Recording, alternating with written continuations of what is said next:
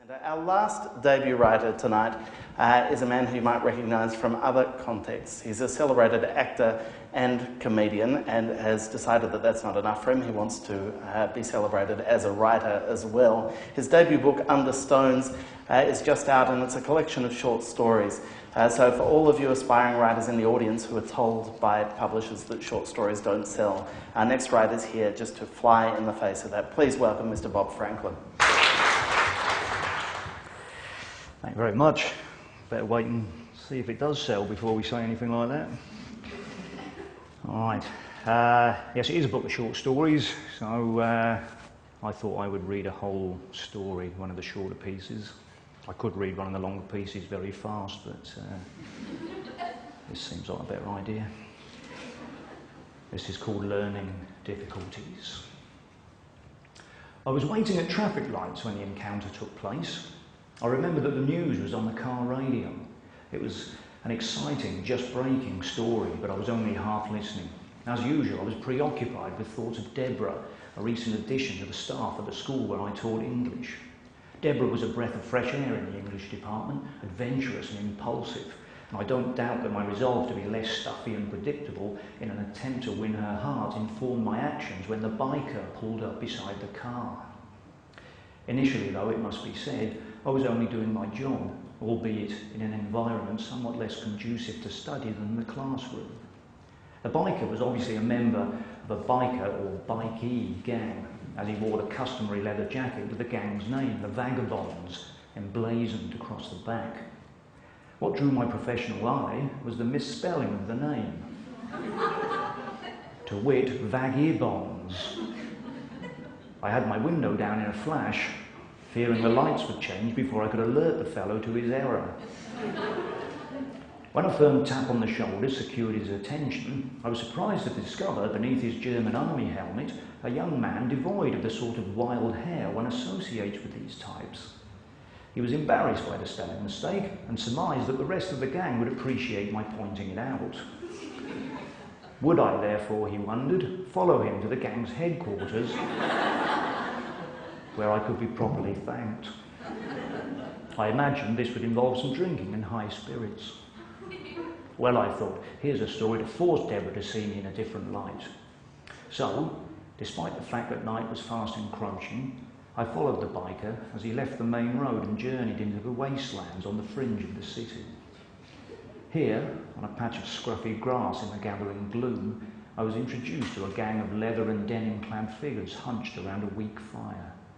By the light of the flames, aided by a rising moon cutting through wispy clouds, I could see that all the gang members were young and clean-shaven. The biker who had brought me slipped into their midst. By way of introduction, I offered them my name and credentials. They listened attentively as I explained how there was no I in their name. "There's no I in team, teacher man," one of them contributed rather obliquely, though it caused much amusement. As the moon slid free of cloud, like a gleaming blade unsheathed, I noted uneasily that the gang's pale faces had grown dark. I started to clumsily explain how funny it was that trouble learning at school had made them vagabonds in the first place, driving them away from towns and cities where their descent into brutality only hastened. Coarse hair covered their faces and hands now, and I recalled phrases from that half-heard news report like savage slaying and victims torn apart. Their words started to garble in mouths rapidly filling with teeth. When all coherence was lost, they rose as one, backs bent, long yellow fingernails click-clacking in the empty night. "Well, it's never too late to learn," I assured them. "Why don't you wait here while I go and get my fellow English teacher and we'll make a start?" Deborah and I were married 2 months later. The vagabonds were all present, looking very smart in their new jackets.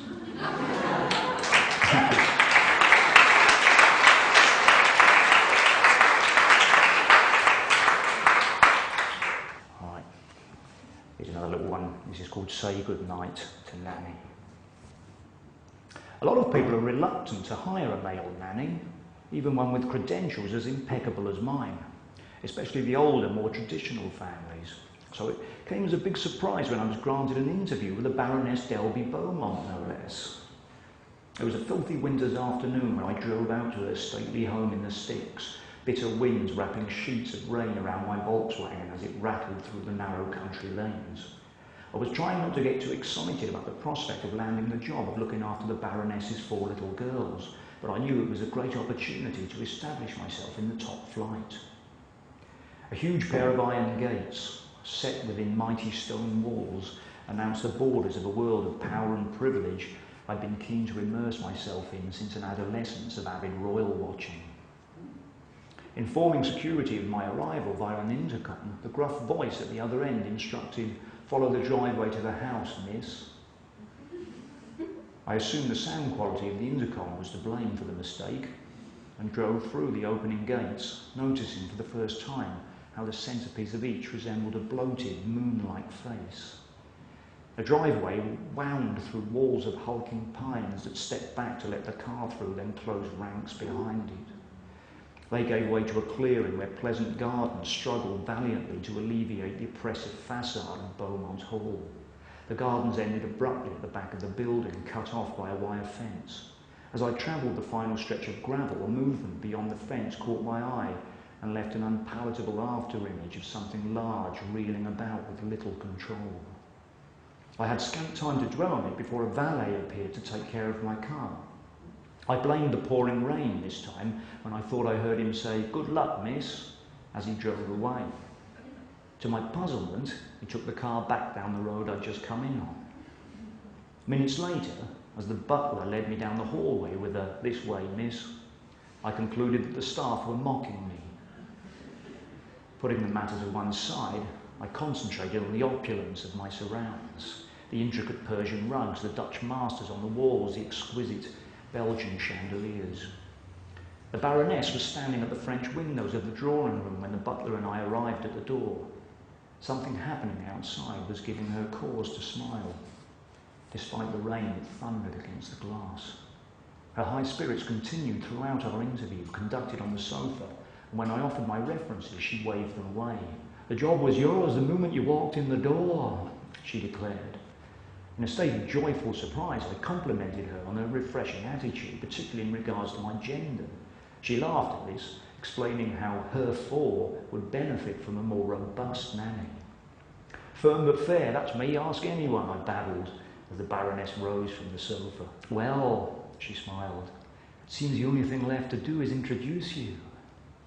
"Indeed," I concurred, following the Baroness into what appeared to be some sort of rumpus room. Again, I found myself staring wide-eyed at my surrounds, though this time less with wonder than bemusement. I was still trying to assimilate the muddy handprints on the foam walls, the myriad rag dolls and the filthy carpet spongy beneath my feet, when the Baroness opened the back door. "Girls, come and meet Nanny!" she shouted into the rain. And even with that rain thudding into the ground, I heard them coming. I wasn't aware I was backing away until I came up hard against the wall. The Baroness, still smiling broadly, stepped aside and the girls blundered in. They pulled up clumsily and formed a line in front of me. Each of the 4 was taller than I and twice as wide. They wore light blue dresses that may have been cute were they not stretched over such huge frames. The dresses aside, there was little indication of gender or age. The massive faces lolled blankly as they caught their breath, steam rising from their wet clothes. Occasionally, an expression of pure malevolence passed across their faces, like black clouds drifting in front of the moon. From somewhere far away, I heard myself say, "I haven't signed anything yet." The Baroness clapped her hands in delight. "Oh, Nanny," she cried, "I can see you're going to be a lot of fun." Thank you.